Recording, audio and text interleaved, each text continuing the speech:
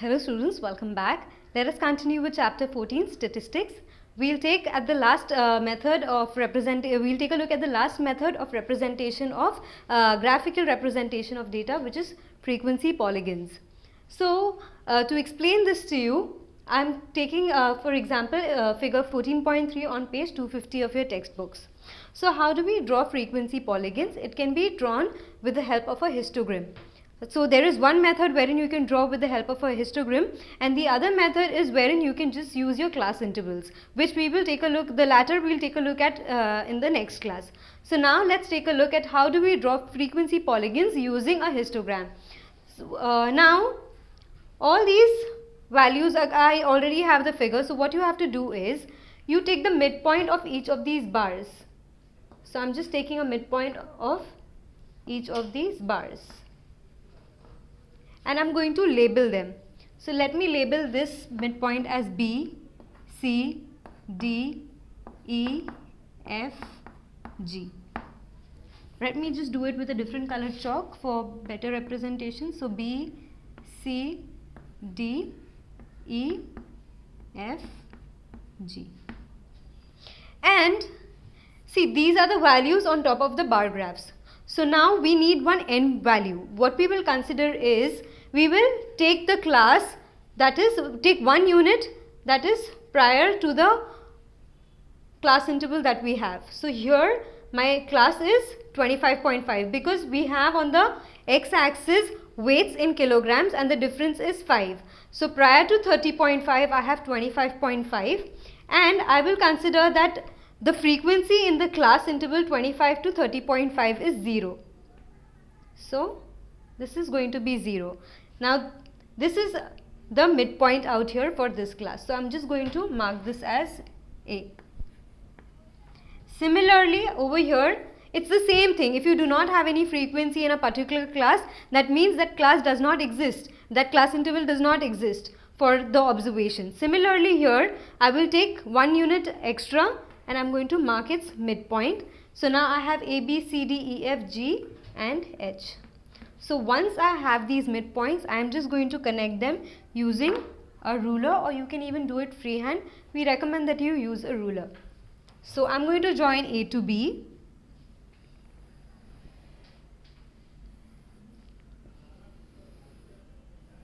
Then B to C. Then C to D. D to E. E to F. F to G and G to H. So A, B, C, D, E, F, G, H is your required frequency polygon.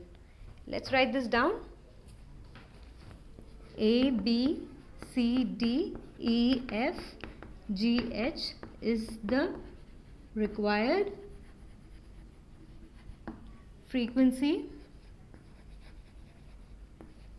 polygon. So now this was for class intervals wherein you had a kink before you actually started noting down your observation. That is, there was a class, there was a value before, your class interval started after a kink from 0, right? What if your class interval itself starts from 0?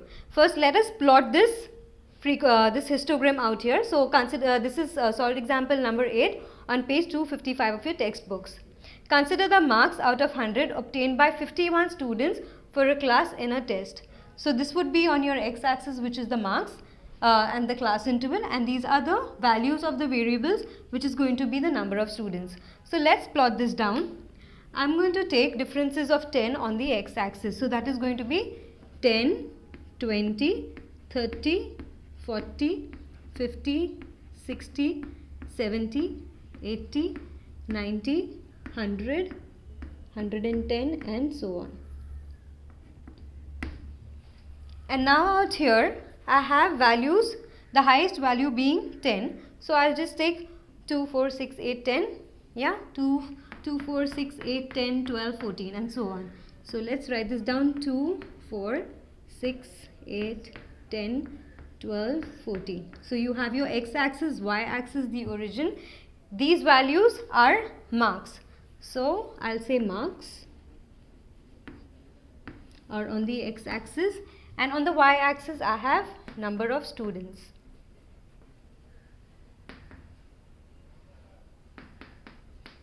And what is the scale? The scale is 10 marks on x-axis, that is 1 centimeter is equal to 10 marks on x-axis, and 1 centimeter is equal to 2 students.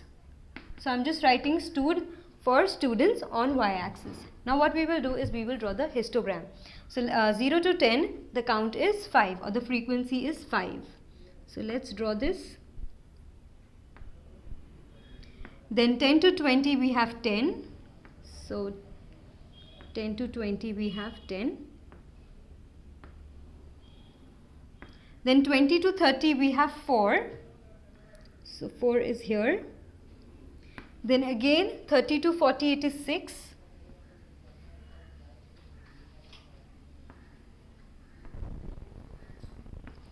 (40 to 50 it is 7. So 7 will be between 6 and 8.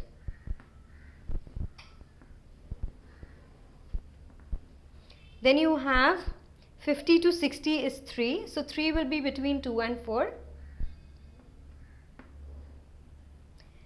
Then you have 60 to 70 as 2. Then you have 70 to 80 as 2 again. So the same bar graph of the same length. Then 80 to 90 is 3.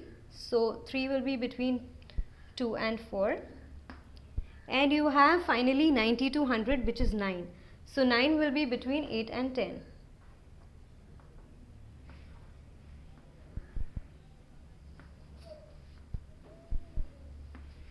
The next step would be to mark the midpoints of each of these bars. So let me mark the midpoints. I'll mark this as B, C, D, E, F, G, H, I, J, K. Now we need to mark the midpoints for the endpoints, right? We need the frequency at the ends to be 0. Now here it's already starting with 0. The class interval is already starting with 0, right? So what we do is we extend our x-axis on the negative side, right?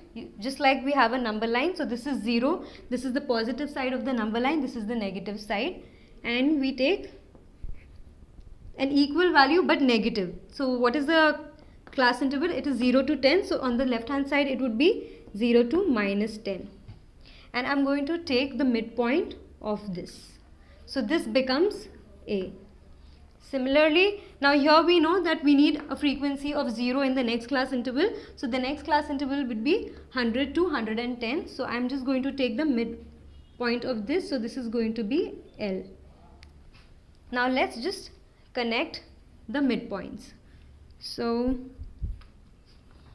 connecting the midpoints, A to B, then B to C, then C to D, D to E, E to F, F to G, G to H, H to J. So this is going to be one straight line because they are bars of the same length, from H to I, then I to J, J to K, and finally K to L. So what is your frequency polygon? Your frequency polygon is going to be A, B, C, D, E, F, G, H, I, J, K, L is the required frequency polygon. So please take a look. In this section, in today's class, we learned about how frequency polygons can be drawn with the help of histograms. In the next class, we will learn that without the help of histograms, we can simply draw the frequency polygons using the class intervals. I hope you enjoyed this video. Thank you. Hope this video increased your knowledge. For more such videos and a completely free educational content, log on to www.epathshala.org or visit our ePathshala YouTube channel. We have each and every question solved for maths, physics, chemistry and biology. So subscribe our channel, share with your friends, like our Facebook page and follow our Twitter handle for regular updates and important educational tips, and also win ePathshala goodies. So what are you waiting for? Subscribe this channel and enjoy the freedom of education.